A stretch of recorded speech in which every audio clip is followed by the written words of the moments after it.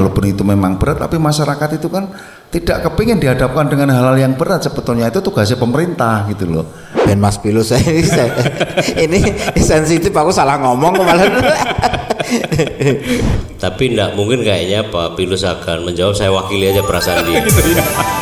Anda masih menyimak Prime Topic dengan tema menyelaraskan program prioritas Kota Semarang tahun 2024. Saya ucapkan juga selamat datang untuk Anda yang hadir di lobi Hotel Quest ya.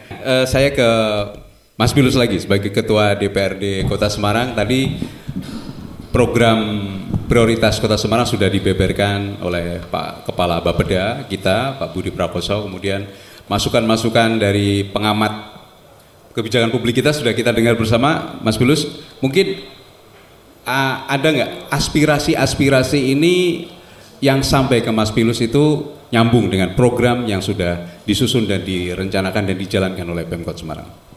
Saya kira ada, dan banyak juga kok aspirasi yang berkembang dari masyarakat sesuai dengan program pemerintah. Sebetulnya Kota Semarang ini kan kalau kita melihat program prioritasnya jelas. Dan kalau kita melihat kondisi Kota Semarang, semisal bencananya jelas juga. Kalau yang wilayah Semarang bawah itu banjir dan rob, itu bencana, bahkan menjadi tradisi dan PR besar agar segera bisa menuntaskan ini pemerintah, siapapun nanti yang terpilih, kan kira-kira seperti itu. Nah kemudian kalau kita berbicara di Semarang atas, longsor, puting beliung, hanya itu, sehingga kan dua hal bawah dan atas ini kan sudah masuk nih dalam program prioritas. Tapi tanpa ada campur tangan dari pusat, saya kira mustahil itu bisa segera selesai. Yang pertama terkait dengan anggaran, pasti anggaran yang dimiliki atau yang dihimpun oleh pemerintah Kota Semarang tidak cukup kalau kita berbicara tentang tadi Pak NHS sabuk pantai atau Mas Budi tadi. Selama itu belum dilaksanakan, bencana rob pasti rutin itu akan menjadi pemandangan yang tidak bisa dihindari tiap hari. Ini jam segini di utara sana sudah mulai naik semuanya nih rob-robnya. Nanti kalau musim hujan, robnya naik, air hujan turun, nggak bisa masuk ke laut sehingga kampul-kampul. Yang diandalkan di situ hanya pompa. Nah, makanya ini kita selalu mendorong pemerintah bagaimana caranya program prioritas ini khususnya untuk menangani banjir rob itu harus selesai. Harus ada target waktu. Masyarakat itu supaya tidak dihadapkan dengan persoalan-persoalan yang datangnya dari alam. Walaupun itu bisa ditangani oleh pemerintah. Itu sebetulnya yang diharapkan masyarakat. Dan aspirasi-aspirasi itu muncul, sering. Nah ini kan sudah selaras nih. Nah, kami sebagai lembaga legislatif mendorong terus program-programnya apa, program prioritasnya apa. Seperti tadi yang disampaikan Pak NHS juga sama, saya setuju. Jadi yang namanya urgent itu kan ini penting, yang satunya ini mendesak. Ya. Kalau dua-duanya muncul, berarti memang urgent dan harus segera ditindaklanjuti. Ini harus. Nah, masyarakat Kota Semarang, kebanyakan masyarakat dimanapun lah, tidak hanya di Kota Semarang itu, berkeinginan mereka itu nyaman, hidup tinggal di kota tersebut itu nyaman, damai, tentram. Dia tidak akan berpikir nanti siapa yang akan ini lagi, siapa yang akan dia nggak akan ke sana. Yang penting nyaman, aman. Begitu dia sudah merasakan keamanan, kenyamanan, mereka itu gampang kok. Yang memberikan nyaman dan aman itu nggak usah teriak-teriak yang lain. Pasti kalau pemilu dipilih lagi. Iya, itu secara otomatis, tidak usah keluar banyak biaya, tidak usah dengan cara macam-macam. Kuncinya itu masyarakat dimanapun berada bisa menciptakan suasana aman, nyaman, tentram, seluruh aspirasi atau program-program prioritas bisa terlaksana sesuai target, clear saya kira. Pangan murah, apa-apa bisa terjangkau. Ya. Kalau melihat dari program prioritas yang sudah dijalankan ini, seberapa jauh memberikan ruang kepada masyarakat, terutama karena ini ada dampak sosial lainnya seperti tadi disebut Pak Budi soal inflasi, terus melempemnya rupiah terhadap dolar, tentu akan berdampak secara ekonomi kepada masyarakat. Ya kalau melempemnya dolar terhadap rupiah ini kan tidak hanya kota Semarang ya, itu pasti kan nasional dunia. Nah, dampaknya ke daerah-daerah seperti ini.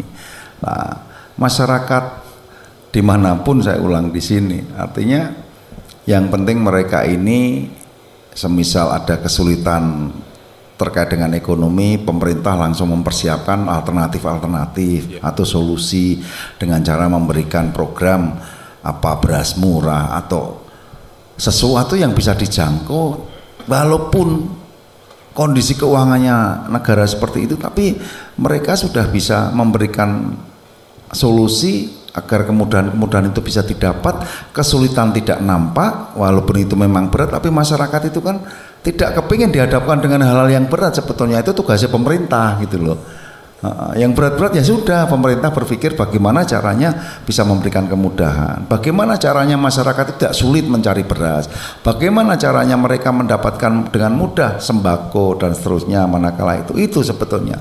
Nah yang dihadapi sekarang ini kejenuhan itu walaupun programnya sudah dilakukan, bahkan itu masuk program nasional, program prioritas, itu rob dan banjir sampai saat ini di kota Semarang kalau kita berbicara itu. Nah itu yang harus dikejar. Ya karena memang Semarang ini mengalami land subsidence ya Pak ya, kalau nggak salah ya, 10 cm setiap tahun turun kalau nggak salah Pak ya. Ya betul, 10 sampai 12. 10 sampai 12 ya. Nah ini menjadi PR bersama tentunya Pak ya. Baik Pak Budi, tadi di awal Pak Budi sempat menyinggung ada program prioritas yang terkait dengan penanganan sosial, terutama untuk kemiskinan ya. Mungkin bisa dijelaskan Pak terkait dengan kondisi perekonomian saat ini masyarakat kita Pak. Jadi kondisi perekonomian ini ya memang dengan dolar naik, memang sebagian besar pasti berdampak, terutama kepada masyarakat kecil. Walaupun kalau eksportir itu dolar naik senang Mas. Adik saya itu kalau dia punya usaha mebel. Tapi yang utang dolar mumet Pak. Itu begitu kenaikan senang dia. Cuma kan sebagai masyarakat kecil, otomatis ambang kemampuan mereka kan jadi turun. Misal kalau dulu secara teoretik didefinisikan bahwa kemiskinan itu kita bagi kesejahteraan itu dalam statistik ada 10 desil. Desil 1 itu adalah miskin ekstrim. Dia definisi operasionalnya adalah penghasilan per harinya Rp10.000 per hari. Nah begitu ada dolar naik, otomatis kan dulu kalau orang 10.000 sekian orang lah, sekitar kalau nggak salah sekitar 20 ribuan kepala keluarga itu. Begitu dolar naik, otomatis kan yang miskin ekstrimnya bukan 10.000 lagi, tapi 15 bahkan 20, sehingga akan berlipat-lipat jumlah orang miskin ekstrimnya yang desil 1. Demikian juga desil 2, desil 3 sampai desil 4 itu berimplikasi itu. Nah sehingga pemerintah gimana?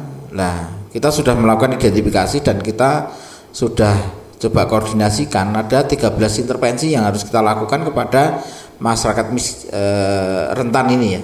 Masyarakat rentan ini 13 itu baik fisik maupun non fisik. Bahkan administrasi kependudukan itu termasuk yang harus kita intervensi. Nah, sehingga kemarin 13 itu termasuk administrasi kependudukan, kemudian rumah tidak layak huni, bantuan permakanan, terus kemudian pelatihan, terus kemudian di kesehatan, beasiswa. Nah itu kita lakukan dan kemarin anggarannya coba kita maksimalkan ke sana, sehingga begitu masyarakat kita yang terdampak tadi, masyarakat rentan itu ada kehadiran pemerintah ini, khususnya pemerintah Kota Semarang dalam menangani masyarakat yang rentan ini. Nek sing masyarakat menengah ke atas wis lah, mereka secara mandiri sudah ini. Yang kelompok rentan inilah yang menjadi perhatian kita, baik masalah tadi 13 intervensi di masyarakat miskin, kemudian juga masalah penanganan stunting juga ini, penanganan stunting, terus kemudian ketersediaan pangan juga menjadi prioritas kita, sehingga bagaimana menjaga supaya harga komoditas terutama bahan pokok itu jangan sampai tereskalasi kalau ada kenaikan dolar demikian tinggi kan. Sehingga kita di teman-teman ketahanan pangan juga ada program Paraman, pasar murah, sehat dan aman, yaitu secara rutin kita lakukan operasi-operasi pasar supaya menyeimbangkan harga dan masyarakat juga bisa menjangkau harganya. Itu mungkin Mas. Dalam kaitannya program kerja prioritas Pemkot Kota Semarang tahun 2024 ini apa aja yang menjadi asumsi yang diperlukan agar program-program yang dijalankan ini bisa dipenuhi sesuai harapan, Pak? Yang pertama ketersediaan anggaran. Anggaran. Terus kemudian juga beberapa readiness kita yang kita butuhkan ya, kesiapan dokumen, kemudian juga kesiapan terhadap biasanya aspek sosial juga menjadi pertimbangan. Ketersediaan anggaran misal, ada beberapa yang program pemerintah itu yang menurut saya juga sangat-sangat sebetulnya bukan urgent ya, penting tapi mungkin belum mendesak. Tapi dalam konteks pengembangan kota akan datang itu sangat kita butuhkan. Misal kita sering mendengar mengenai pengembangan jalan Outer Ring Road, Middle Ring Road. Itu sejak tahun 75 Pak Sarbini. Nah, sampai detik ini kita belum mampu mendorong untuk terwujud gitu. Nah, lewat misal Mangkang yang Outer Ring Road ya. Naik terus kemudian ketemu Sabara Mijen. Mijen kemudian kita tarik kemudian Bubaan. Kemudian tarik lagi ke jalan sampai ke Gunung Pati. Ada alternatif bisa turun sampai ke Sisemut terminal, ada turun ke Jalan Pramuka, terus Mega Rubber ke timur semua. Nah itu konteksnya kan dulu pada tahun 75 kan kita ada tambahan-tambahan di wilayah dari kabupaten sekitar. Sehingga memang kondisinya kan ini bisa menambahkan daya 16 kecamatan. Sehingga kan ini untuk meningkatkan daya tampungnya Kota Semarang kan ya supaya tidak bergerak di pusat kota terus di simpang 5 terus kan itu. Sehingga saya sangat mendukung kalau di tempatnya Mas Filosi juga bagaimana itu berkembang. Sehingga konsep-konsep pengembangan itulah itu penting. Cuma memang kalau dari urgen karena kebutuhan biaya. Terus kemudian yang penting lagi, walaupun kita mencoba akhirnya komunikasi dengan pemerintah pusat, alhamdulillah loh, masalah banjir dan rob akan kita bisa tangani lah dengan adanya tol Tanggul Laut. Kita berharap sana ya. Mau tidak mau kalau berkaitan dengan banjir dan rob ini di Kota Semarang itu problem serangan yang dari arah laut itu harus selesai. Mau tidak mau pilihannya adalah di Tanggul. Walaupun teman-teman lingkungan, teman-teman environment itu sedikit berbeda konsepnya. Begitu kita Tanggul pasti mereka menolak karena konon katanya masalah coastal marine sumber daya lautnya. Cuma pilihannya yaitu kita Tanggul, kemudian air yang dari kita pompa. Nah, sehingga beberapa ini yang menjadi penting ini tadi karena kebutuhan biaya kita komunikasi dengan pemerintah pusat. Alhamdulillah karena pemerintah pusat juga punya kepentingan terhadap jalur nasional itu menjadi perhatian. Nah, kemudian yang lain kesiapan berkaitan dengan lahan. Contohnya masalah sampah ini ya. Sampah ini ya ini kan berlaku NIMBY ya, non in main backyard.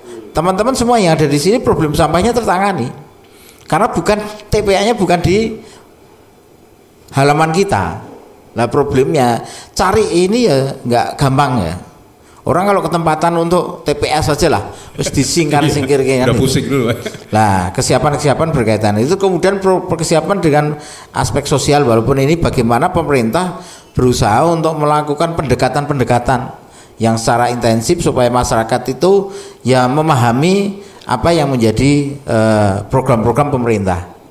Selain yang tadi berkaitan dengan yang menjadi juga bagaimana kelompok-kelompok apa ya, kelompok-kelompok rentan ini ya pasti harus menjadi prioritas, dan itu yang menjadi ininya pemerintah. Yang kelompok rentan ini ya, siapa lagi yang memikirkan selain pemerintah kan kelompok rentan ini yang menjadi keterbiaan kita kepada kelompok-kelompok rentan itu Mas. Baik, tadi menyinggung soal kelompok rentan, kita sempat bahas beberapa waktu lalu bahwa Pilpres kemarin ini memiliki dampak Pak, yang misalnya bahan pokok jadi mahal, kemudian agak langka, boleh dibilang seperti itu. Sejauh mana ini akan disiapkan? Karena kita November akan menghadapi itu lagi, Pak. Nanti Ben Mas Pilus ini sensitif, aku salah ngomong kemarin. Nek menurut saya damai-damai saja itu. Damai-damai aja Pak ya. Damai-damai saja. Aman berarti ya. Oke, baik. Itu pesta masyarakat kita setiap periode sekali lah. Iya. Dan do seneng kabeh Mas aku ya. Yeah. Beda loh kasusnya, bukan kasusnya. Beda fenomenanya yang pemilu yang 2014 ya. 19 ya, mohon maaf, 19 ya. Waktu itu suasana batin kita itu kayak betul-betul di fight ya, terpecah-pecah. Kalau kemarin ya happy saja, begitu. Tapi banyak yang merasakan kelangkaan bahan pokok loh Pak. Iya, mungkin fenomena sesaat lah ya. Sesaat ya. Sesaat. Okay. Toh nyatanya sekarang stabil lagi ya. Inflasi pemerintah Kota Semarang nyatanya bisa dijaga pada angka 2 loh. Iya. Sekarang masih 3 kayaknya Mas Pak. Enggak, kemarin udah turun ya. Momentumannya April turun masih nih. 3. April. Iya. April, Mei. Oh enggak, kita udah turun ya. Malah deflasi yang waktu bulan Mei kemarin. Gitu. Sehingga kita bisa menjaga ya, ada shock sedikit berkaitan dengan disuntakin terus do pesta, terus kentekan ya, mungkin fenomena sesaat lah ya. Yeah. Tapi nyatanya di pemerintah di Kota Semarang Mei itu deflasi Mei. Juni angkanya kemarin di 0,2 berapa itu saya lupa. Ya berarti udah turun ya, dari 3 sudah turun. Iya. Alhamdulillah gitu. Pak ya. Yeah.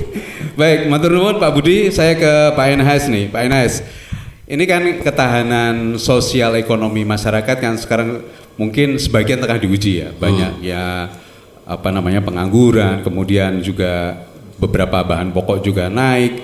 Nah, bagaimana supaya kondisi perekonomian ini terutama masyarakat ini tetap terjaga terkait dengan program prioritas yang sudah dijalankan agar bisa sesuai harapan, dan kita seakan menjalani atau akan menghadapi pilkada November mendatang. Iya, sebenarnya tadi saya berharap Pak Ketua, Pak Pilus akan menjawab apa yang jenengan sampaikan tadi. Karena itu lebih menimpa pada masyarakat, kaumnya beliau. Iya. Tapi enggak mungkin kayaknya Pak Pilus akan menjawab, saya wakili aja perasaan dia. Gitu ya. Jadi begini. Perasaan bisa diwakili nih, menarik ini. Ada perkembangan makro yang tidak bisa kita pungkiri. Makro yang sama adalah mondial, internasional, global, soal perang yang belum berkesudahan di Ukraina, yang itu menyangkut masalah pasokan energi terutama bagi masyarakat Eropa, padahal itu juga sudah lama ya. Lalu yang kedua adalah di Timur Tengah yang juga masih terasa, dan tampaknya belum ada tanda-tanda untuk dua-duanya itu mereda. Di saat bersamaan juga ada kebijakan politik the Fed ya, ekonomi suku bunga di Amerika yang itu tuh sedikit banyak akan mempengaruhi terhadap biasa instrumen ini akan mempengaruhi. Semoga ini Donald Trump ditembak itu nggak mengaruhi juga ya? Iya, ada sedikit banyak mengaruhi kan? Minimal usaha dia kan konglomerat kan. Nah, berikutnya kita juga menghadapi investasi yang terus terang saja berusaha untuk ditutup-tutupi, tetapi juga punya masalah sendiri, terutama jika dikaitkan dengan IKN. Tadi Pak Pilus di awal tadi sebut wait and see. Sekarang zamannya problemnya adalah pada trust yang belum terbentuk. Jadi kita itu agak kecele juga karena dari pemilu 2024 diharapkan akan selesai. Padahal harapan itu jauh ditambatkan sebelum 2024. Ya kan, rezim akan berganti, sebentar lagi akan ada pergantian kekuasaan tanggal 20 Oktober. Itu nyatanya juga nggak menyudahi terhadap itu. Apa sih masalahnya? Masalahnya adalah pada trust. Kita punya masalah itu sebenarnya, yang coba untuk tidak diakui, tetapi itu sangat terasa.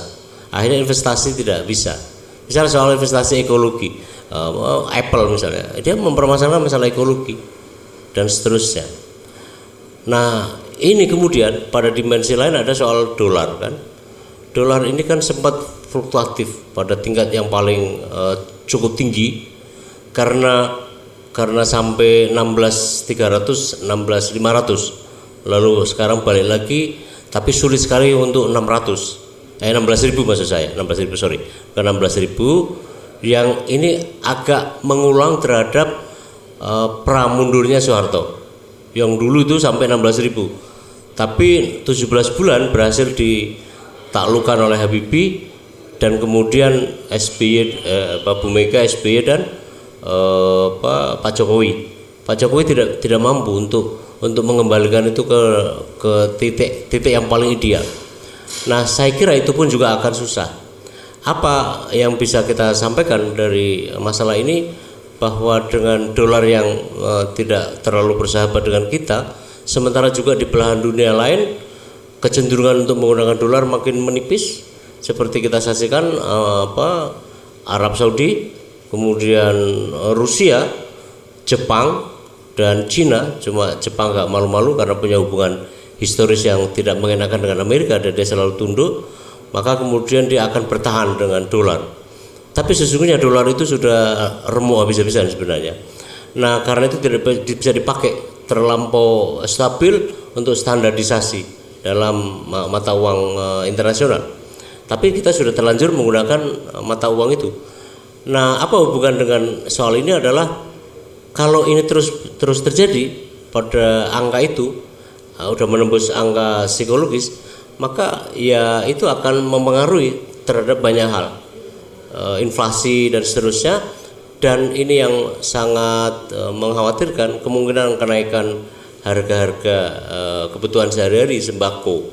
Baik. Yang mungkin karena kita ada rezim waktu ini, Pak Enaes. Ya, oke. Tapi bisa ditarik ke programnya. Oke. Nah, di situ sebenarnya perlu ya buat pemerintah tentang ketahanan pangan. Tapi tahan pangan itu kan bukan satu-satunya. Tapi karena itu terkait dan ini termasuk prioritas pemerintah dan juga pemerintah daerah, mengendalikan inflasi, mengendalikan harga pangan dan komoditas yang unggulan di tempatnya, dan itu mau menekan. Dalam kaitan dengan itu, kapasitas daya beli masyarakat pasti akan anjlok. Kalau gitu soalnya, nanti akan ada pengaruhnya terhadap pilkada. Maka pilkada itu politik uang makin rentan, makin menebalkan faktor-faktor yang mempengaruhi terhadap politik uang. Politik uang adalah pemberian uang dan atau barang dan atau jasa yang bisa dikonversi dengan uang, senilai dengan uang, dari mereka yang berkelimpahan uang tetapi tidak punya suara, itulah namanya bohir, kepada pemilih yang tidak punya uang tapi punya suara. Dan itu pilkada kita.